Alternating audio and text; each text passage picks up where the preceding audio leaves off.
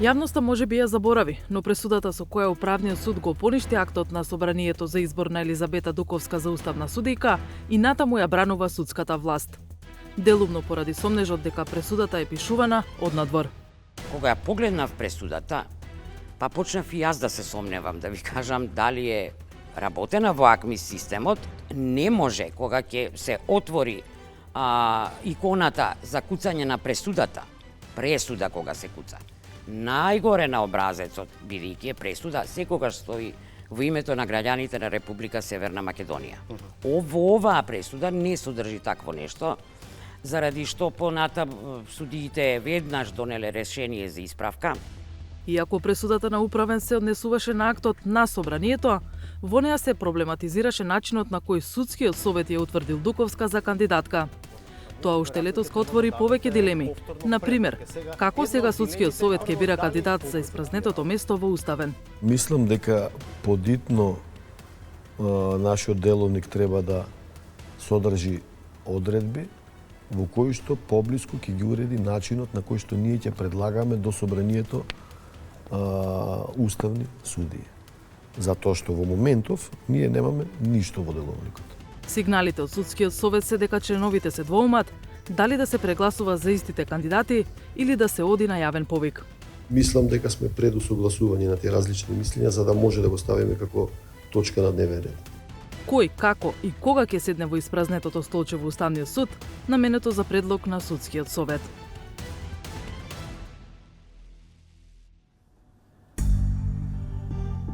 Веќе половина година Елизабета Дуковска не е уставна судијка, но исто толков период е судијка во судот од кој дојде, Скопска апелација. Изминатото време воопшто не ја колеба да расчисти до крај, како стана првата одјавена уставна судијка. И ден денес ги бара според неа правните празнини во постапката, која заврши со поништување на одлуката за нејзин избор. Дуковска беше избрана за уставна судијка од Собранието како предлог на судскиот совет. 6 месеци подоцна стигна тужба до Управниот суд од судијката Антоанета Димовска. Таа се жалеше дека кога судскиот совет ја утврди Дуковска како предлог за уставен судија, инаку со 11 гласа за од можни 13, не се изјаснили за другите двајца кандидати, меѓу кои Димовска. Тужителката де факто ја спорела процедурата пред судски совет, толкува Дуковска, а поништен е акт на собрание. Одлуката на собранието е правилна. Во целост постапката е спроведена правилно и никаде ни во одлуката на Управниот суд со која е поништена одлуката на собранието не вика дека таа постапка е неправилно спроведена. Него цело време ја цени постапката пред судскиот совет на Република Северна Македонија. Сметате дека тужителката требало уште во прва фаза во самиот судски совет да реагира? Точно, укажувам, значи посебно дека се работи за две посебни постапки, една постапка пред судскиот совет која што треба да биде обжалена и втора постапка која што е спроведена пред собранието. Во тој контекст, додава Дуковска, постои спротивна судска пракса на истиот управен суд, кој во 2022 отврдил тужба за поништување на одлука на собранието. Таков став Управниот суд има изнесено и во пресудата, односно во решението по тужбата на тужителот Владо Мицковски од Кичево, која е отфрлена тужба, бидејќи вика дека не може да се бара огласување на ништовност на одлука на собрание на Република Северна Македонија, а се спори постапката пред судскиот совет. Таа одлука е правосилна и мислам дека овдека во овој случај и управните судии, значи ваква незаконитост е недозволена за управните суди, па и за Висшиот управен суд, кој што не се позанимавал со тоа кои биле предходните нападствија во предходното решение, па да цени дали треба да дозволи жалба против пресудата или не. Вашата жалба е отфрлена е како недозволена.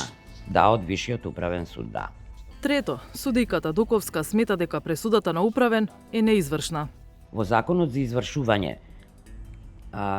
според кој се извршуваат и управните пресуди, пишува што треба да содржи една извршна исправа. Значи, доверител, должник, задолжение и во кој рок треба да се постапи. Во случајов, во пресудата пишува дека се поништува одлуката на собранието за мојот избор и нема никакво задолжение, ниту рок за постапување. Со тоа, значи ваквата пресуда е неподобна за извршување.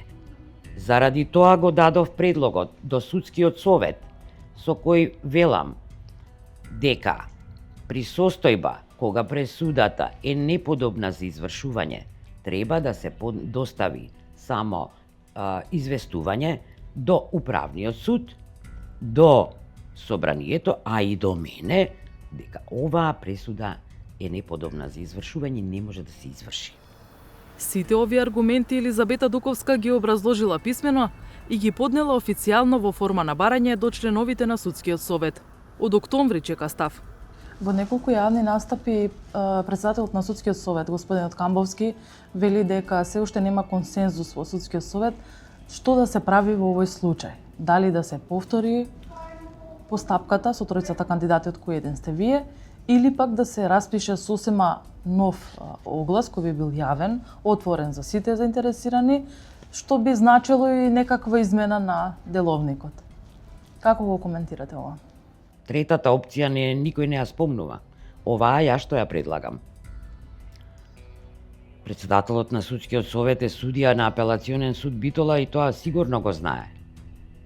Дека неподобна исправа за извршување не може да се изврши.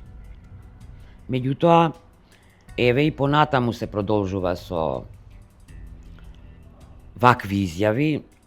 Значи, јас и во првото интервју кога го дадов, кажав, мојот предлог е правосилен и конечен. Значи, треба да земат сега, да го поништат, па после тоа да одат со некои нови постапки. Не може повторно да гласаат за мене, бидејќи мојот предлог е правосилен и конечен. Дали доколку Одобрен е од собранието.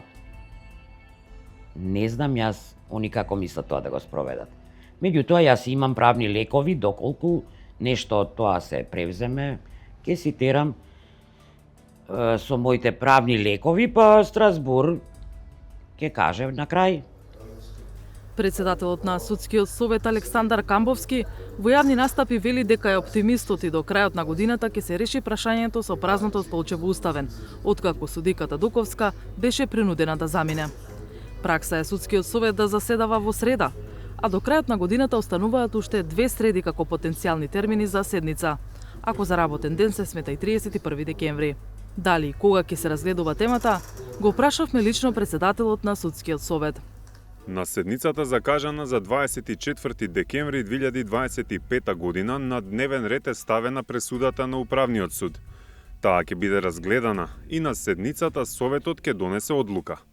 Во зависност од расправата во врска со пресудата на Управен суд, ќе се дискутира и за измени во деловникот. Дилемата ќе се расчистува во точката каде ќе се разгледува пресудата, во секој случај или ќе се гласа за постојните кандидати, или ќе се оди на измена на деловникот и ќе биде објавен јавен повик. На прашањето што со барањето на судиката Дуковска за судскиот совет да ја прогласи пресудата како неподобна за извршување и за тоа да го извести Управниот суд собранието и неа, Камбовски одговара. Писменото барање на судијата Дуковска ќе биде повторно разгледано на работен состанок, пошто судскиот совет ќе може да се произнесе. Барањето случајот да се расчисти до крај се чини дека за Дуковска не е толку заради функцијата, колку што е прашање на принцип. во случај да се оди со повторување на постапката за вас, дали повторно би ја изоделе целата постапка или втората варијанта, доколку се распише нов јавен повик, дали би се кандидирале повторно? Не можам сега да кажам. Не можам, фокусирана сум сега на друго. Тоа е идно неизвестно нешто и не сум размислувала за тоа. Местото кое се испразни по заминувањето на Елизабета Дуковска од позицијата уставна судика не е тешко прашање само за судскиот совет. Уставниот суд сега работи со 7 од предвидените 9 судии. Се што се случуваше со фотелјата резервирана за предлог на судскиот совет, покажа дека на правораздавачите не им е лесно да истераат правда и за себе.